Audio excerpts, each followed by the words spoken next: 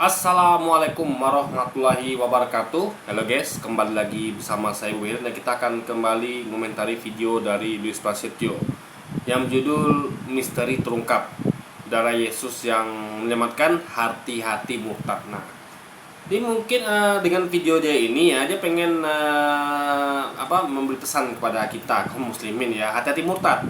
Karena video ini seakan-akan ya mengungkapkan suatu misteri lah gitu kan, bahwa darah Yesus itu menyelamatkan. Nah, kita akan tonton videonya, tapi sebelum itu ya biar kita paham ya. Luis ini banyak yang tidak paham Alkitabnya, gitu kan. Jadi di sini dia mengambil referensi dari Keluaran pasal 12. Nah, kita akan baca dulu ya. Jadi kita harus pahami dulu poin-poinnya, baru kita masuk ke video Luis, biar nanti Anda ingat bahwa ada banyak hal yang Luis itu tidak pahami gitu kan. Apa yang disampaikan nanti di video tersebut ya, itu tidak sesuai dengan pasal Keluaran ini ya kan. Makanya kita bahas dulu ini. Kami nanti kita ingat ya apa saja yang tidak sesuai di keterangan Luis dengan pasal Keluaran 12 ini. Nah, kita baca dulu ya. Mulai dari 1 sampai selesai, karena ini satu konteks penuh ya, biar kita pahami dulu. Berfirmanlah Tuhan kepada Musa dan Harun di tanah Mesir, bulan inilah akan menjadi permulaan segala bulan bagimu. Itu akan menjadi bulan pertama bagimu tiap-tiap tahun. Nah, artinya bulan pada waktu kejadian ini ya, itu adalah dijadikan bulan permulaan. Jadi kayak awal bulan gitu guys. Nah, kita kan tahu kalau kalender Masehi itu awal bulannya Januari ya kan. Nah, lalu kalender Islam beda lagi. Nah, ini ya kan berarti ini sistem penanggalan dari kaumnya Musa dan Harun ya. Itu pada waktu itu menjadi permulaan segala bulan alias awal bulan yang baru gitu. Jadi menjadi bulan pertama bagimu tiap-tiap tahun. Jadi hitungan bulan pertamanya pada saat kejadian ini guys. Nah, katakanlah kepada segenap jemaat Israel. Jadi artinya ini Tuhan tuh memberikan penanggalan, menciptakan penanggalan ya, memerintahkan ini jadikan penanggalan bagi Musa dan kaumnya. Katakanlah kepada segenap jemaat Israel, pada tanggal 10 bulan ini diambillah oleh masing-masing seekor anak domba, menurut kaum keluarga seekor anak domba untuk tiap-tiap rumah tangga. Perintah ya untuk mengambil oleh masing-masing itu seekor anak domba menurut kaum keluarga. Jadi satu rumah tangga itu satu domba guys, anak domba gitu kan. Nah, tapi jika rumah tangga itu terlalu kecil jumlahnya untuk mengambil seekor anak domba, maka ia bersama-sama dengan tetangganya yang terdekat ke rumahnya haruslah mengambil seekor menurut jumlah jiwa tentang anak domba itu. Menurut jumlah jiwa. Jadi kalau ada keluarga yang anak sedikit ya, nah, artinya dia bisa join dengan tetangganya dan patungan untuk mereka dengan tetangganya itu beli cukup menyediakan satu domba saja untuk 2 rumah tangga gitu kan. Nah, tentang anak domba itu kamu buatlah perkiraan menurut keperluan tiap-tiap orang. Anak dombamu itu harus jantan, tidak bercela. Maksudnya gini, tidak bercela lah, tidak ada cacat. Misalnya kayak kakinya pincang atau apalah gitu kan, atau dagingnya itu berpenyakit. Nah, jadi harus anak domba yang sehat gitu kan. Jantan. Jadi ini nggak ada hubungan sama dosa anak domba, karena domba tidak hewan tuh nggak ada dosa guys, tidak mengenal dosa atau pahala, karena mereka adalah hewan gitu kan. Jadi maksudnya bercela bukan tidak berdosa, tapi tidak berpenyakit dan tidak cacat gitu guys. Berumur setahun kamu boleh ambil domba atau kambing, bahkan ada pilihan lain, bukan hanya domba tapi juga kambing boleh gitu kan. Kamu harus mengurungnya sampai hari yang ke-14 bulan ini. Lalu seluruh jemaah Israel yang berkumpul harus menyembelihnya pada waktu senja. Jadi menyembelihnya itu pada waktu senja guys. Kemudian dari darahnya haruslah diambil sedikit. Jadi darahnya itu diambil sedikit saja dan dibubuhkan pada kedua tiang pintu dan pada ambang atas pada rumah-rumah di mana orang memakannya. Jadi ini bukan hanya membeli domba dan mengambil darahnya, tapi juga memakannya guys. Itu yang Luis tidak pahami ya, bahwa anak domba ini sembelih untuk dimakan ya, jangan lupa. dimakan guys. Jadi darah itu hanya sebagai tanda bahwa mereka ini telah menyembelih domba dan telah memakannya guys. Karena domba itu kan dipindahkan untuk dimakan sini, bukan sembelih saja lalu buang gitu, enggak, tapi dimakan. Nih, dagingnya harus dimakan. Jadi ini sebenarnya tujuannya adalah kayak kita umat Islam merayakan hari raya kurban. Jadi kita nyembelih domba atau kambing atau sapi itu untuk dimakan, bukan diambil darahnya. Untuk darahnya itu apa? Jadi darah itu adalah ketika kita menyembelih domba atau kambing atau sapi, itu sebenarnya nggak perlu dipercikkan pun ya, itu sudah terpercik gitu ya kan. Jadi di mana Anda menyembelihnya, misalnya di lapangan, di situ sudah ada cicilan darahnya itu kan. Nah tentu sering waktu kan mengering gitu. Nah jadi cuman pada waktu kasus ini adalah disuruhkan diambil sedikit untuk dibubuhkan di rumah-rumah ya kan. Di sini ada sedikit yang aneh ya menurut saya ya, ini menurut saya gitu. Jadi kenapa dibubuhkan di rumah-rumah? Padahal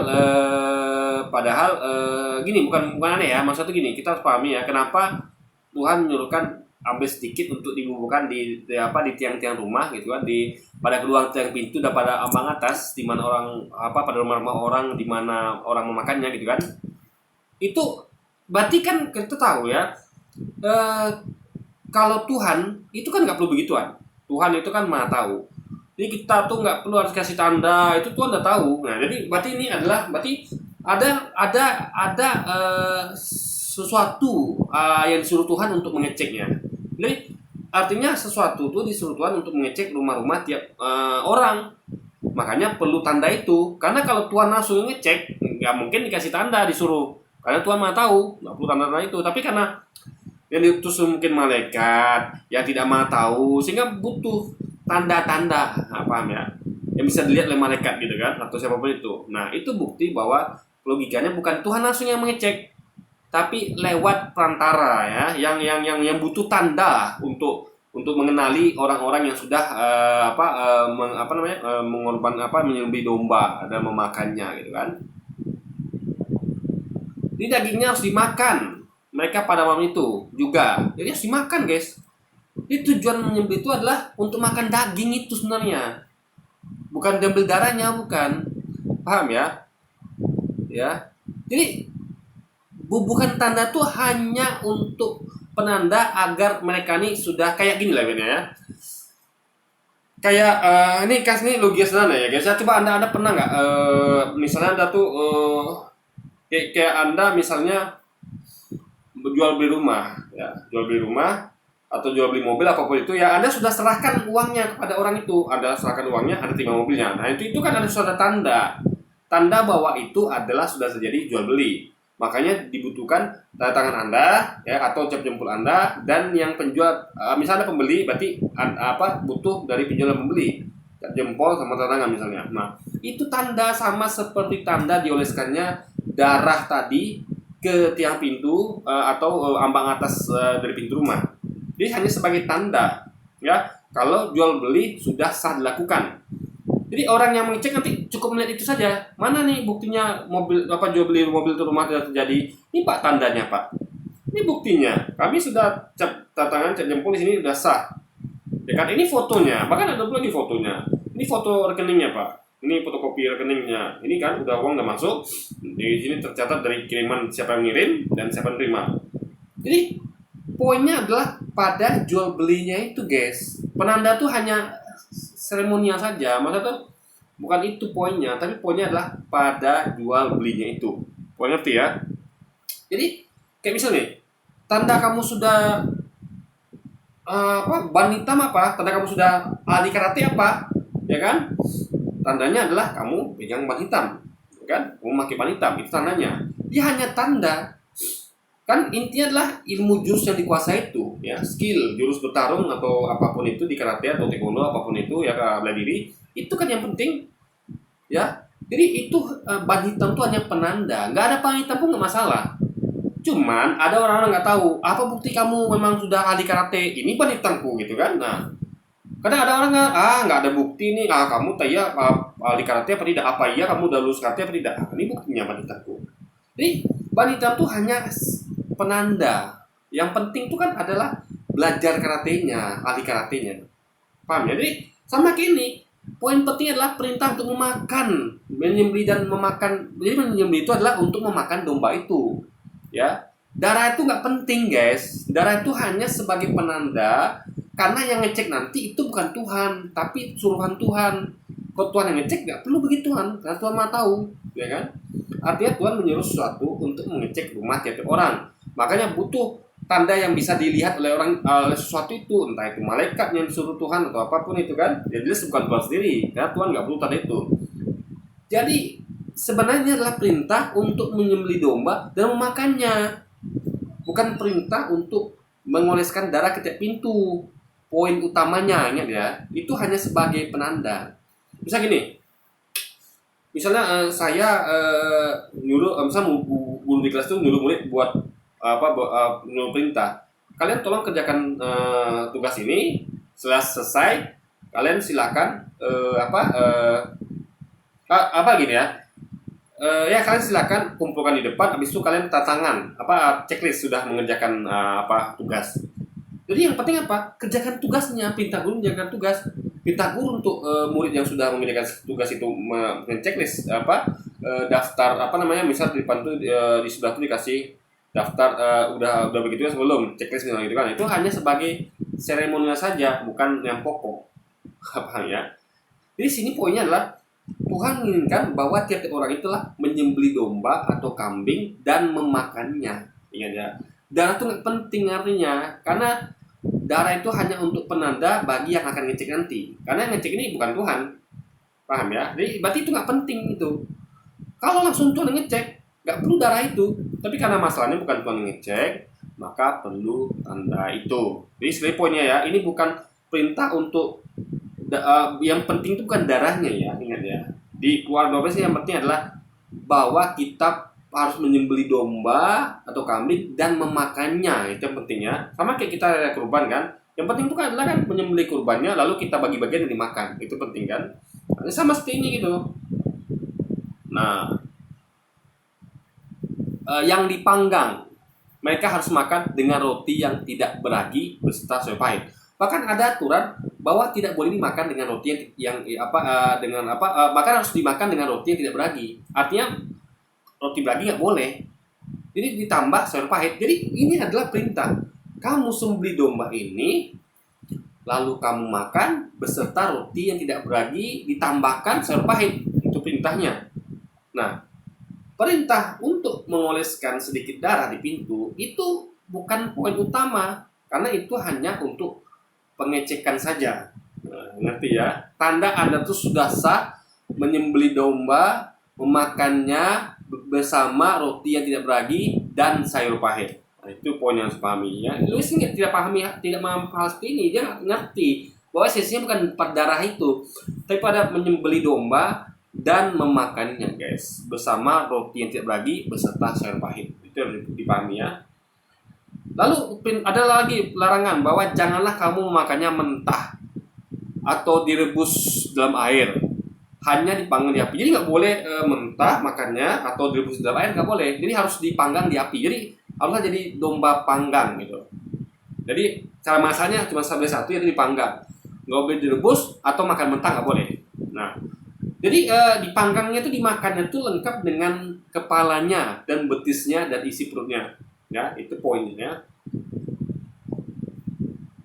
Janganlah kamu tinggalkan apa-apa dari daging itu sampai pagi. Apa yang tinggal sampai pagi, kamu bakarlah habis dengan api. Nah, ini poinnya adalah, jadi makannya harus habis.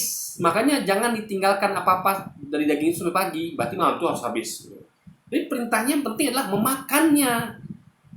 Ya, bukan darahnya yang penting, guys. Nah, itu yang Luisnya tidak pahami. Tapi ya gini lah, ini kayaknya kita jadikan 2 video aja lah ya. Jadi ini bahas tentang Keluaran. Nah, nanti ada yang saya akan bedakan nanti videonya untuk bahas Luis itu ya. Karena mungkin akan jadi terlalu panjang. Adapun jadi malas mungkin nontonnya kan. Jadi saya akan bikin 2 konten aja bisa. Jadi konten khusus bahas Keluaran pasal 12 ini, dan nanti konten yang khusus bahas Luis. Nah, berarti kalau Anda, sebaiknya saran saya sebelum nonton video yang komentar Luis itu, Anda sebaiknya nonton video ini full dulu biar Anda paham. Jadi nanti ketika kita masuk ke videonya Louis, kita sudah mengerti konteks kronologisnya apa, nggak sesuai dengan seperti yang disampaikan.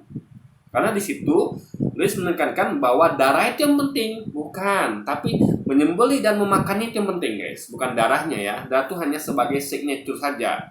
Kayak karate, ahli karate itu hanya ban hitam itu hanya simbolnya saja. Yang penting itu kan ilmunya. Percuma ada ban hitam tapi nggak punya ilmunya kan? Tapi kalau ada punya ilmunya, nggak ada ban hitam pun nggak masalah. Karena ban hitam itu hanya penanda orang Anda belajar karate. Gini loh logikanya. Saya belajar karate bertahun-tahun sampai ban hitam, tapi saya nggak ada ban hitam.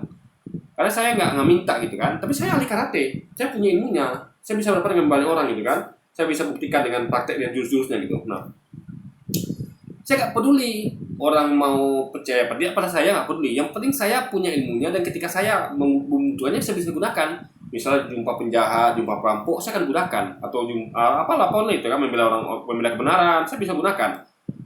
Jadi orang percaya pun silahkan saja, nggak masalah. Karena saya nggak perlu untuk menunjukkan itu pada orang-orang kan. Karena saya belajar karate bukan untuk maksudnya ria atau sombong, tapi untuk menggunakannya ketika saya lagi butuh gitu. Jadi persetan dengan ban hitam gitu kan, itu hanya sebagai simbol saja. Jadi misalnya kamu buktikan kamu karate apa? Ban hitam nggak ada. Ngapain ban hitam bro? Ya kan? Makanya ketika kamu jumpa musuh, kamu tunjukkan ban hitammu kan tidak. Ketika kamu jumpa musuh, kita nggak ada waktu untuk bentar aku pulang ke rumahnya ambil ban hitam dulu kan nggak ada. Atau kamu bawa kemana-mana, lu di ban hitamku gitu kan? Ngapain coba? Jadi langsung aja, ayo maju kita langsung praktikin karate kita. Ban hitam itu hanyalah sebagai tanda saja, karena semua orang nggak semua orang tahu gitu kan. Mereka butuh penanda, itu sabu hitam tadi. Nah, jadi Anda bayangkan, Anda punya sabu hitam tapi nggak punya ilmu karate.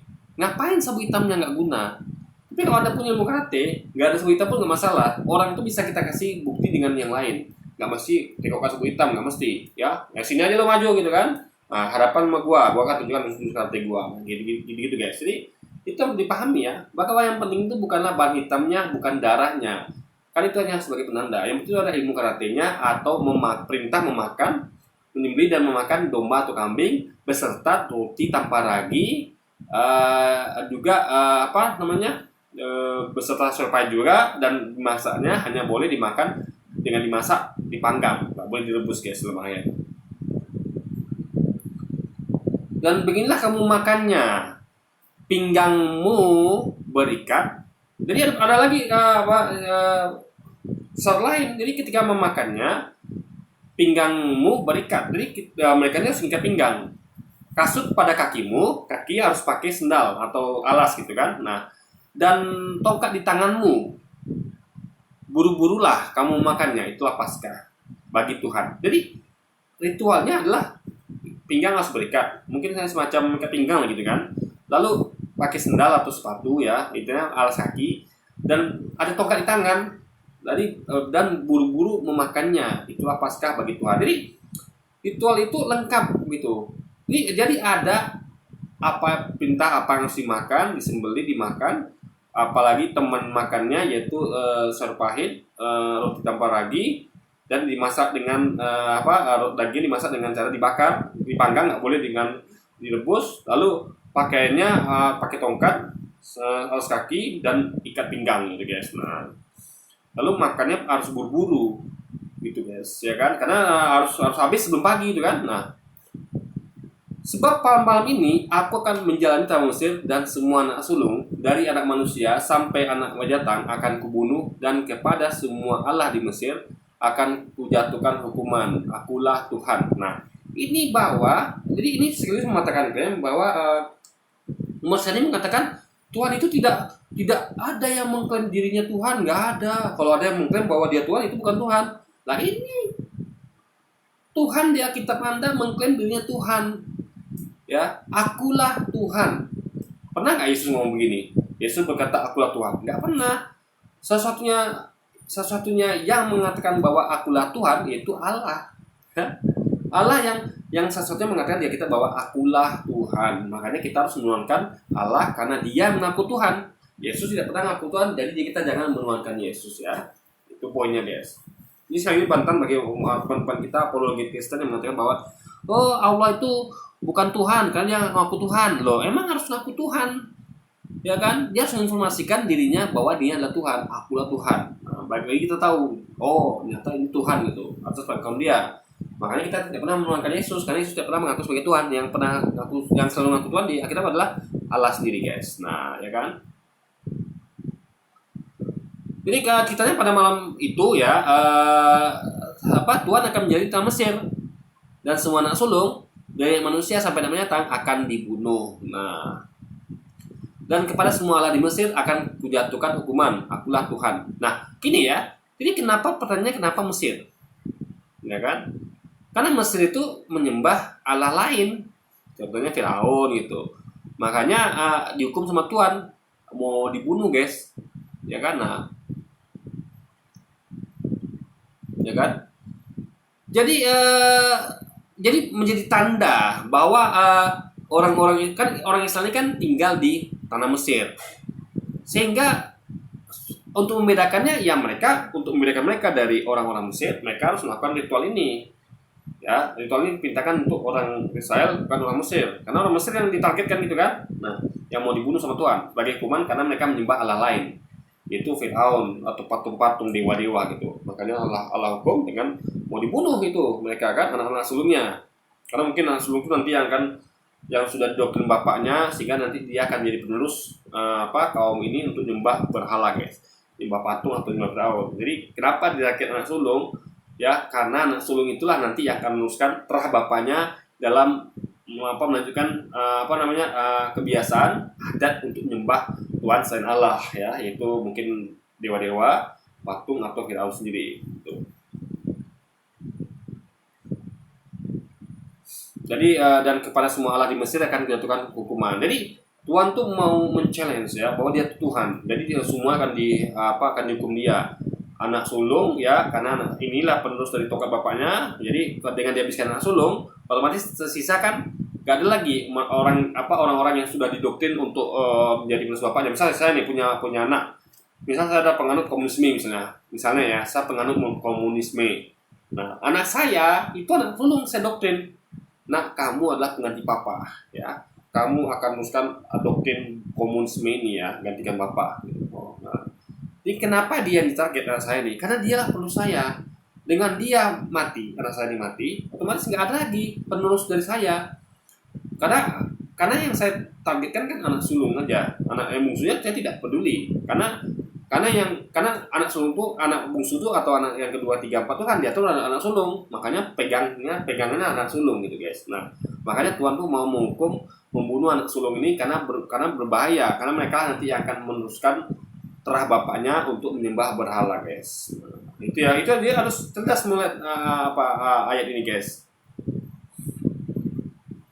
Nah, ini dan darah itu akan menjadi tanda bagimu. Jadi darah itu akan menjadi tanda, guys, tanda signature ya, tanda tangan, cap jempol, hanya itu saja, nggak penting gitu. Karena nanti akan ada inspeksi. Kan yang penting itu adalah pelakuannya, menyembelihnya, memakannya, pakaiannya itu penting. Darah tuh hanya sebagai tanda saja ya. Karena yang ngecek ini nggak tahu kalau nggak ada tanda itu. Paham ya? Kayak kita ada jual beli tanah atau jual beli rumah, tandanya apa ya? Surat yang ada tanda kita. Nah, jadi itu sebagai tanda saja, bukan hal yang penting dalam artian itu yang utama, enggak. Gitu, guys. Nah, ya. Dan darah itu menjadi tanda bagimu pada rumah-rumah di mana kamu tinggal. Apabila aku melihat darah itu, maka aku akan lewat daripada kamu. Jadi tidak akan ada tulah kemusnahan di tengah-tengah kamu apabila aku menghukum tanah Mesir. Jadi sebenarnya bukan aku ini bukan dia lewat langsung. Jadi misalnya kayak Presiden mengatakan aku akan lewat, aku akan datang mengecek di rumah ya. Maksudnya tuh mungkin kekuasaan. Jadi yang datang tuh bukan dia nanti, mungkin polisi atau apapun itu, menteri-menterinya yang diperintahkan. Cuman dia tuh ada sebagai simbol. Jadi kan, karena kalau langsung dia ngecek, dia nggak perlu tanda itu, guys. Karena dia tuh mah tahu. Jadi dia tuh Tuhan tuh kan harusnya tahu tentang apapun terjadi pada kita, bahkan dalam hati kita pun tahu dia. Jadi bagaimana saat Tuhan tuh nggak tahu kalau kita sudah melakukan itu, dan nyembelih kambing, makannya, dengan roti tanpa ragi dan sayur pahit dengan cara dipanggang dengan pakaian tadi ya, sendal, ikat pinggang dan tongkat. Di mana dia tidak tahu itu karena mungkin. Jadi tanda ini pastilah untuk sesuatu yang dituliskan untuk ngecek tiap rumah itu gitu guys. Nah, kalau dia mau ngecek dia langsung tahu gitu gitu kan. Berarti ada suruhannya entah malaikat atau apapun itu yang disuruhnya untuk ngecek tiap rumah guys. Itu cuma tanda agar dia tuh jadi dia tuh karena di dalam Mesir nih ada orang Israelnya, dia tuh agar dia tahu oh ini memang orang Israel, orang Mesir, ini orang Israel. Jadi ada pembeda guys. Hari ini akan menjadi hari peringatan bagimu. Kamu harus merayakannya sebagai hari raya bagi Tuhan turun temurun. Ya. Jadi ini adalah harus dirayakan dan sebagai hari peringatan bagi Tuhan, hari raya bagi Tuhan turun temurun. Jadi ini harus dilakukan turun temurun guys. Jangan lupa itu. Diturunkan terus turun temurun. Nah, ini yang paling penting lagi ya, ingat. Kamu harus merayakannya sebagai ketetapan untuk selamanya. Ingat, garis bawahi kata-kata kalimat untuk selamanya. Kamu harus merayakannya sebagai ketetapan untuk selamanya. Artinya selamanya sampai kiamat. Nah, itu yang dilakukan oleh seorang umat Islam. Kita terus menyembelih kambing, domba, sapi untuk meneruskan ini, bahwa ini berlaku ketetapan ini untuk selamanya. Maka Islam itu akan terus melakukannya seperti yang kita di Keluaran 12 ini selamanya hingga hari kiamat. Jadi nggak ada masa berlakunya, melainkan untuk selamanya. Ini nggak ada, dan ini berarti kan nggak ada penggantian kecuali kalau dikatakan ini nih. Ya, kalau seperti halunya tambah lagi, halunya Luis Prasetyo harusnya begini ya. Nanti ada nonton videonya juga, saya akan komentar itu ya, video Luis itu. Harusnya kan begini, kalau mau sesuai dengan pernyataan Luis, kan gini harusnya bunyinya. Kamu harus menanyakannya sebagai ketetapan untuk sampai berlaku hanya ketika Yesus datang. Artinya gitu harusnya kan. Kalau mau diganti sama penyembahan Yesus, maka harusnya bunyinya adalah sebagai ketetapan untuk hingga datangnya Yesus harusnya kan, atau hingga datangnya Mesias. Tapi tidak. Ini kalimat adalah untuk selamanya. Paham ya? Tuhan tidak mungkin berbohong. Tuhan tidak mungkin ubah-ubah hukumnya. Hukumnya ini adalah ketetapannya untuk selamanya, bro. Bukan sampai Yesus datang salib. Enggak ada kata-kata itu sini ya. Makanya ceroboh atau absurd ketika mereka ini mengatakan bahwa kurban domba ini diganti sama darah Yesus. Itu jelas absurd. Di sini bukan ngomong tentang darahnya, darahnya tanda, tapi di sini ngomong tentang perintah menyembelih dan makannya sampai habis. Itulah perintah itu dilaksanakan hingga sekarang oleh kaum muslimin di seluruh dunia. Umat Islam tidak lagi melaksanakannya kan? Padahal ini berlaku untuk selamanya. Nah, bayangkan ya, untuk selamanya. Tuhan mengatakan untuk selamanya, tapi mereka malah mengatakan sampai Yesus salib. Kan absurd guys. Jadi Anda mau dengar mana? Dengan pernyataan mereka bahwa sampai Yesus disalib, atau dengar dari kitab mereka bahwa dikatakan ketetapan itu untuk selamanya guys ya. Catat, selamanya. Ini akan jadi dasar bagi kita ya, video ini untuk mengcounter video Luis nanti. Di sini kita akan lihat banyak sekali ketidaksesuaian Luis dengan ayat ini, dengan konteks Keluaran 12 ini ya. Dia ngomong tentang darah, padahal ini ngomong tentang penyembelih yang memakannya ya kan. Dia ngomong tentang penebusan dosa. Padahal di sini tidak ada penebusan dosa dengan Yesus, nggak ada. Ini karena ini ketetapan untuk selamanya guys, alias hingga dunia berakhir ya kan. Kamu makanlah roti yang tidak beragi 7 hari lamanya. Pada hari pertama pun kamu buanglah segala ragi dari rumahmu. Sebab setiap orang yang makan sesuatu yang beragi dari hari pertama sampai hari ke-7, orang itu harus dilenyapkan dari antara Israel. Artinya, nggak boleh makan roti yang pakai ragi, ya. Bahkan seluruh ragi pun dibuang di rumah, ya kan? Nah, jadi rotinya tanpa ragi, guys. Kamu adakanlah pertemuan yang kudus, baik pada hari yang pertama maupun pada hari yang ke-7. Pada hari-hari itu tidak boleh dilakukan pekerjaan apapun. Hanya apa yang perlu dimakan setiap orang, itu sajalah yang boleh kamu sediakan. Jadi nggak boleh melakukan kerjaan apapun. Jadi kerjanya hanya menyediakan makan bagi orang saja.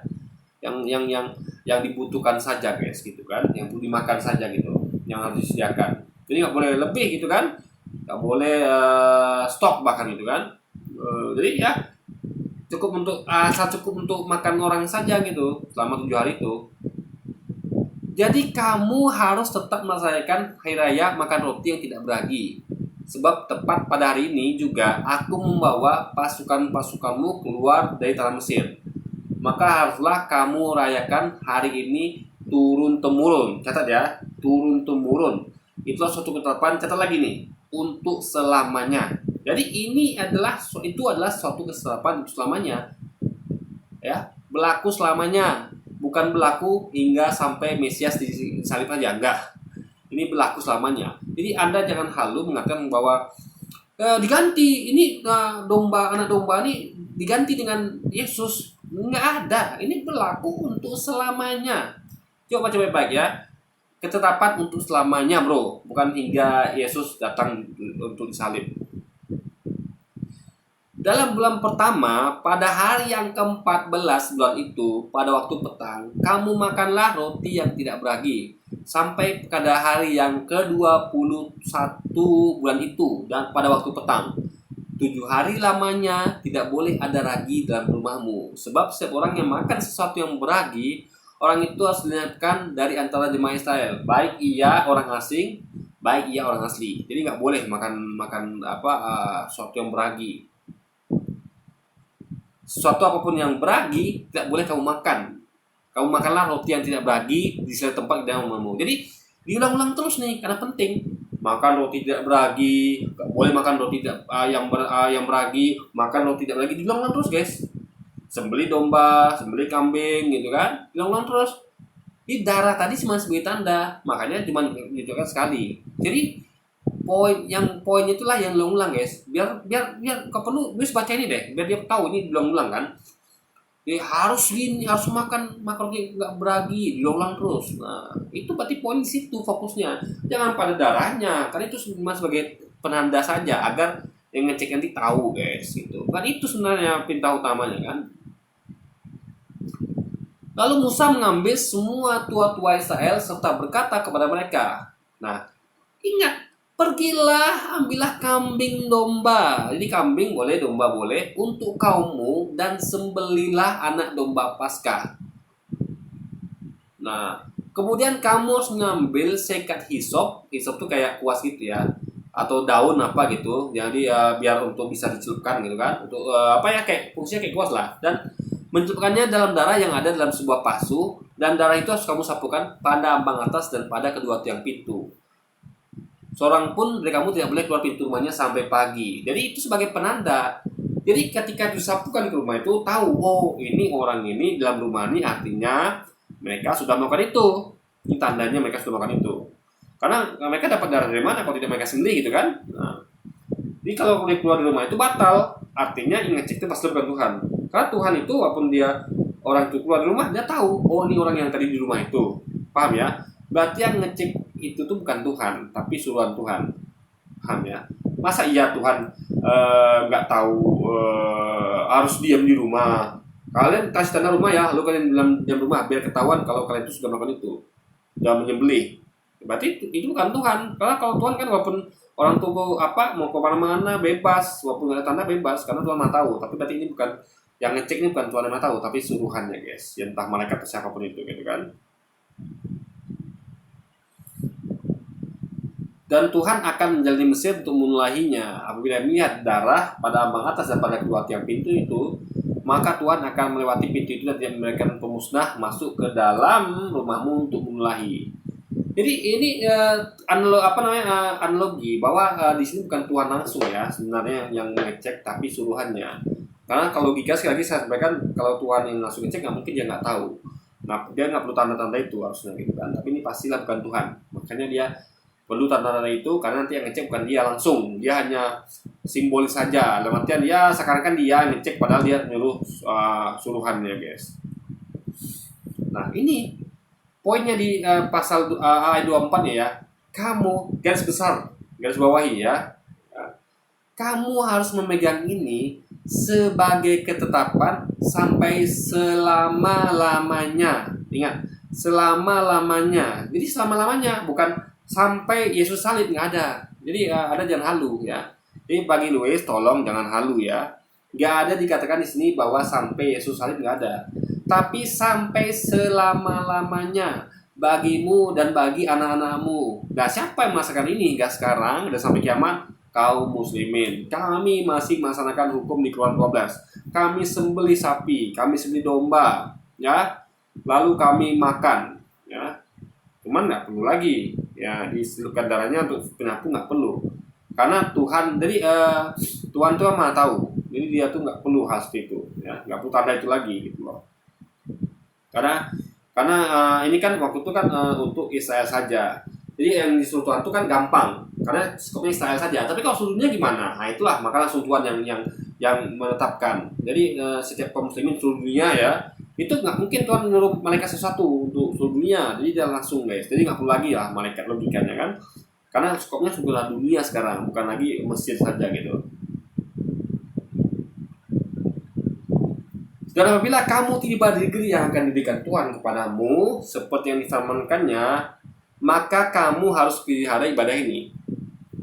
Bahkan ibadah ini suruh pelihara guys, ya. Bahkan ketika kita mereka tuh sampai di negeri yang akan diberikan Tuhan kepada mereka, ini terus berlanjut gitu sampai selama-lamanya. Dan apabila anak-anakmu berkata kepadamu, apakah artinya ibadahmu ini? Maka haruslah kamu berkata, itulah korban Paskah bagi Tuhan yang melewati rumah-rumah orang Israel di Mesir ketika ia memulai orang Mesir, tetapi menamakan rumah-rumah kita. Lalu berlututlah bahasa itu dan menyembah. Jadi ini adalah hukuman bagi bangsa Mesir yang menyembah tuhan-tuhan selain Allah, ya. Ya tuhan-tuhan patung-patung dewa atau Firaun sendiri, makanya dihukum. Yang dibunuh itu anak sulungnya, karena anak sulung adalah penerus dari terah bapaknya untuk meneruskan kepercayaan untuk menyembah selain Allah tadi guys, ya, alias syirik gitu kan. Pergilah orang Israel lalu berbuat demikian seperti dimintakan Tuhan kepada Musa dan Harun, demikianlah buat mereka. Jadi selesai ya. Ini lanjut lagi guys nih ya. Kita teruskan lagi lah biar sampai tuntas gitu kan. Jadi ini dilakukan oleh orang Israel saja karena mereka tidak jadi target. Cuman biar mereka tuh aman, betul-betul aman, karena yang ngecek nanti bukan Tuhan langsung. Jadi mantap malaikatnya. Jadi mereka tuh nggak tahu sebut Tuhan, makanya perlu tanda. Jadi biar mereka tuh selamat lah gitu. Ditandai. Ini sudah melakukannya. Dan berarti dengan itu berarti ini adalah orang Israel guys. Karena orang Mesir kan tidak suruh. Yang suruh hanya orang Israel. Karena memang orang Mesir lah yang anak sulungnya mau dibunuh, bukan anak sulung orang Israel gitu kan. Maka pada tengah malam Tuhan membunuh tiap-tiap anak sulung di tanah Mesir. Nah, ini kita yakin mungkin ya bisa Tuhan bisa suruhnya, tapi yang tadi itu ya tanda tadi itu bukan untuk Tuhan, karena Tuhan Maha tahu nggak tanda-tanda itu, ya kan? Nah, dan membunuh ini bisa langsung Tuhan lakukan atau melalui pesuruhnya, guys. Kayak misalnya Tuhan mengazab manusia dengan tornado, gempa, segala macam. Orang-orang zalim ya kan meninggal. Kalau bagi mereka itu azab, tapi bagi orang-orang baik itu adalah ujian, cobaan guys. Jadi Tuhan itu bisa menggunakan instrumen seperti gempa, badai, tulah atau penyakit dan apapun itu ya sebagai media atau sebagai perantara, sebagai kuasanya untuk membunuh manusia gitu. Tentu manusia yang dibunuh adalah anak-anak sulung karena mereka yang sudah doktrin dari bapaknya untuk meneruskan tradisi penyembahan Tuhan selain Allah, ya, yaitu patung-patung dewa ataupun Firaun sendiri. Maka pada tengah malam Tuhan membunuh tiap-tiap anak sulung di tanah Mesir, dari anak sulung Firaun yang duduk di tahtanya sampai kepada anak sulung orang tawanan yang ada di dalam liang tutupan beserta segala anak sulung hewan. Bahkan anak sulung hewan juga dibunuh. Nah ini kita nggak paham ini ya, kenapa anak sulung hewan dibunuh juga gitu, ya kan? Jadi kenapa kok anak sulung hewan dibunuh? Nah, ini menjadi pertanyaan bagi saya guys. Ya, karena kita terus terang ya, kita tuh nggak boleh sok pintar. Saya nggak mungkin sok pintar guys. Karena hal-hal yang saya masuk akal bagi saya akan saya sampaikan. Tapi jujur saya belum di sini saya belum paham nih. Coba teman-teman yang paham ya, saya mendapat logikanya nih. Kenapa kok kalau dibunuh anak sulung manusia kita masih paham lah logikanya, masih bisa kita jelaskan dengan logika. masih dapat dipahami oleh logika kita. Tapi kalau anak sulung hewan dibunuh itu untuk apa? Nah, itu saya masih sampai sekarang masih di pertanyaan. Jadi kalau ada yang mungkin ada dapat insight gitu kan, dapat ya misalnya dapat ide atau dapat apa ya gitu ya, misalnya Anda tercetus logika Anda gitu kan, nah ini itu apa, silahkan komentar di kolom di bawah gitu kan. Lalu bangunlah Firaun pada malam itu bersama semua pegawainya dan semua orang Mesir. Dan kedengarlah seruan yang hebat di Mesir, sebab tidak ada rumah yang tidak kematian. Berarti semuanya kena guys, ya, karena berarti semuanya punya anak sulung gitu kan. Lalu pada malam itu dipanggilnyalah Musa dan Harun. Katanya, bangunlah, keluarlah di tengah-tengah bangsaku, baik kamu maupun orang Israel. Pergilah, beribadahlah kepada Tuhan. Seperti katamu itu. Berarti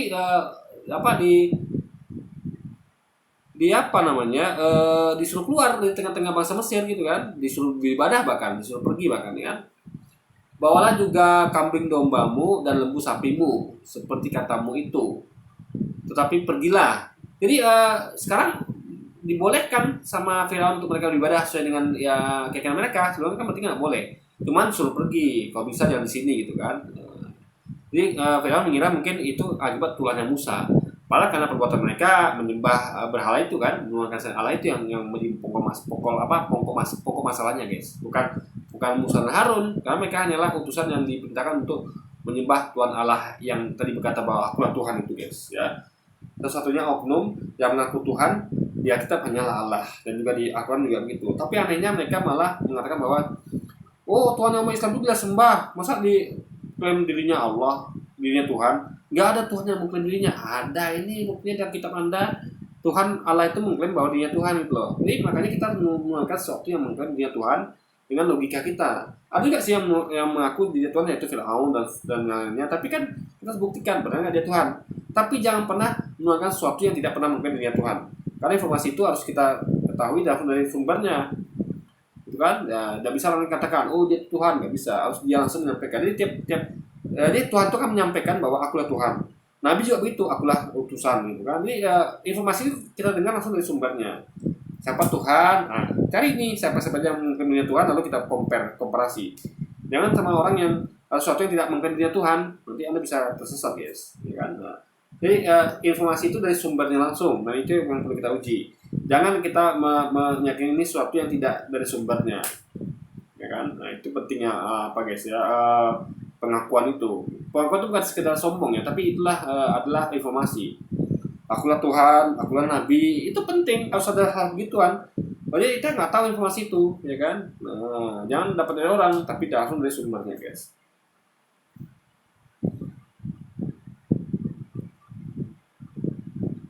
Dan pohonkanlah juga berkat bagiku. Jadi orang dia minta berkat, padahal dia tuh sudah menyekutukan Tuhan gitu kan, menyembah Tuhan selain Allah. Jadi berkat tuh gak berguna sebenarnya guys. Orang Mesir juga mendesak dengan keras kepada bangsa itu, menyuruh bangsa itu pergi dengan segera dari negeri itu, sebab kata mereka, nanti kami mati semuanya. Jadi dikira yang bikin mereka mati itu Musa dan Harun, bukan. Yang bikin mereka mati adalah perbuatan mereka, yaitu menyembah selain Allah, ya. Padahal Allah informasikan bahwa akulah Tuhan. Udah dikasih tahu begitu ya, mereka masih bandel. Mereka menyembah patung-patung, dewa, Firaun. Bahkan sekarang ada orang yang menyembah manusia bernama Yesus, ya, menyembah nabi yang diutusnya itu Yesus. Padahal di sini diperintahkan bahwa akulah Tuhan gitu. Sedangkan udah dikatakan gitu ya kepada orang Mesir, akulah Tuhan, kata Allah kan. Mereka bukan menyembah Tuhan Allah yang mengaku dia Tuhan itu, tapi mereka malah menyembah dewa-dewa atau Firaun. Dan sekarang ada orang Kristen yang malah menyembah selain Allah, yaitu Yesus guys, yang nggak pernah mengklaim dia Tuhan gitu kan. Jadi di situ makanya absurdnya udah jelas dikatakan bahwa akulah Tuhan, ya sembahlah yang ngaku Tuhan itu. Kenapa ada sembah sesuatu yang tidak pernah ngaku Tuhan seperti Yesus gitu guys. Itu poinnya di situ ya kan. Lalu bangsa itu mengangkat adonannya. Sebelum diragi dengan tempat adonan, mereka terbungkus dalam kainnya di atas bahunya. Orang Israel melakukan juga seperti kata Musa. Mereka meminta dari orang-orang Mesir barang-barang emas dan perak serta kain-kain. Dan Tuhan membuat orang Mesir bermurah hati terhadap bangsa itu sehingga memenuhi permintaan mereka. Demikianlah mereka merampasi orang Mesir itu. Ini orang Mesir ini sudah dihukum juga dirampasi guys gitu kan. Berarti selalu guys.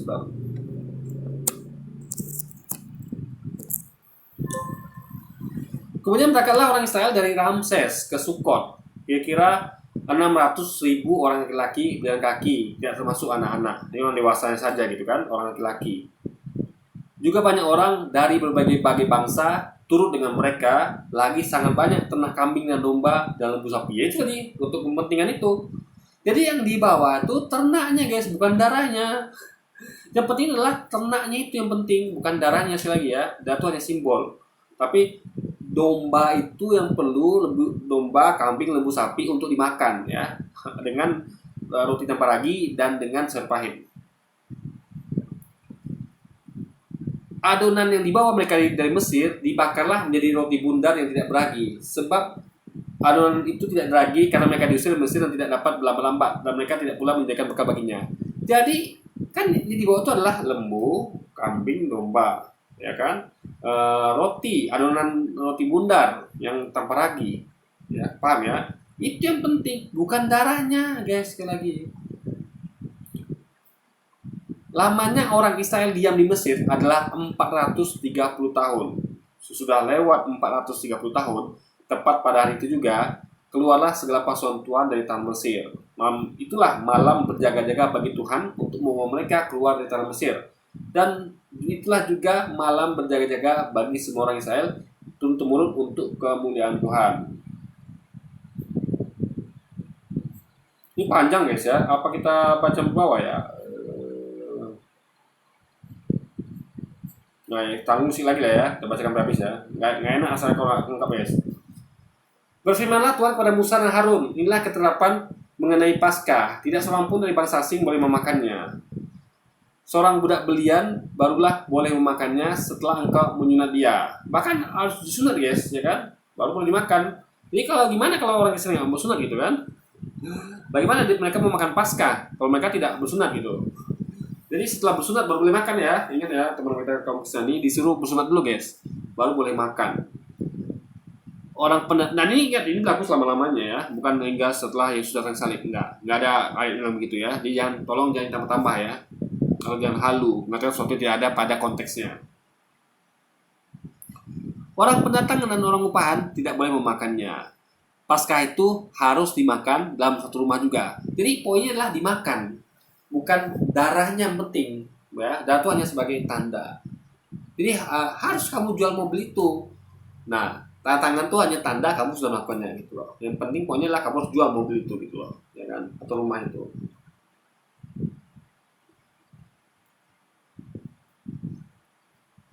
Tidak boleh ke bawah sedikit pun dari daging itu keluar rumah. Ingat, daging yang dipentingkan ya, fokusnya pada daging, bukan darah ya, daging. Karena itu dimakan. Ya, yang masuk perut itu dimakan sampai habis, daging, bukan darah ya. Satu tulang pun tidak boleh kamu patahkan. Jadi bahkan tidak boleh dipatahkan tulangnya karena yang dimakan adalah daging gitu guys.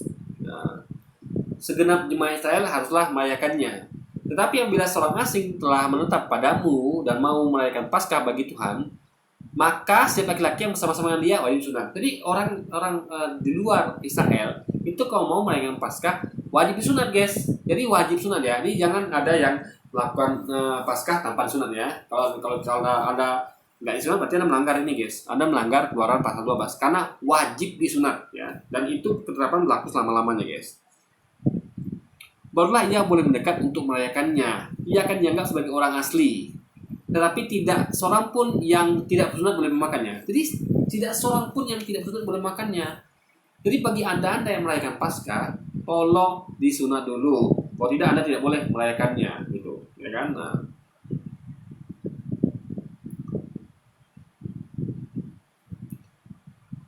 satu hukum saja akan berlaku untuk orang asli dan untuk orang asing yang menetap di tengah kamu, yaitu sunat tadi.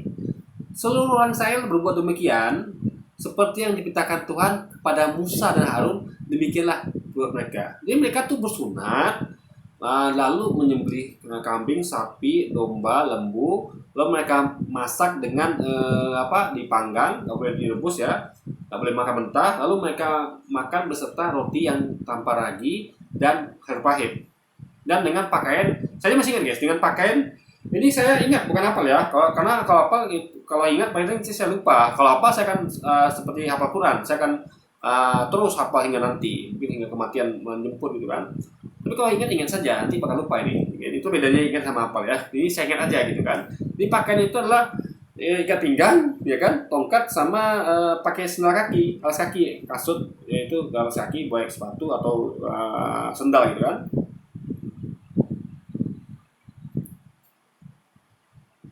Dan tepat pada hari itu juga Tuhan membawa orang Israel dari tanah Mesir menuju pasukan mereka. Nah, dari kesimpulan dari pasal Keluaran 12 ya, kesimpulannya adalah ini ayat membuktikan bahwa tidak ada penggantian dari anak domba kepada anak manusia, ya, nggak ada. Ini berlaku untuk selama-lamanya, ya. Anda harus poinnya adalah menyembelih domba, lembu, sapi, ya, boleh pilih. Lalu dimasak dengan dipanggang, nggak boleh direbus, ya, dimakan dengan telur, roti dan peragi, dan dengan sayur pahit. Harus dimakan sampai habis sebelum pagi, wajib. Darahnya itu hanya untuk jadi gini, logikanya adalah ketika waktu itu kan ada orang-orang yang bangsa Mesir itu yang menyembah Tuhan selain Allah, ya kan, untuk jadi penanda. Karena orang Israel ada di tengah-tengah mereka. Jadi kenapa dilakukan? Karena gabung, guys. Gak tahu mana yang orang Israel, mana orang Mesir. Makanya dikasih penanda di rumah-rumahnya, Kak. Karena yang ngecek itu bukan Tuhan, tapi suruhan Tuhan. Karena kalau Tuhan kan pasti tahu, nggak perlu pakai itu.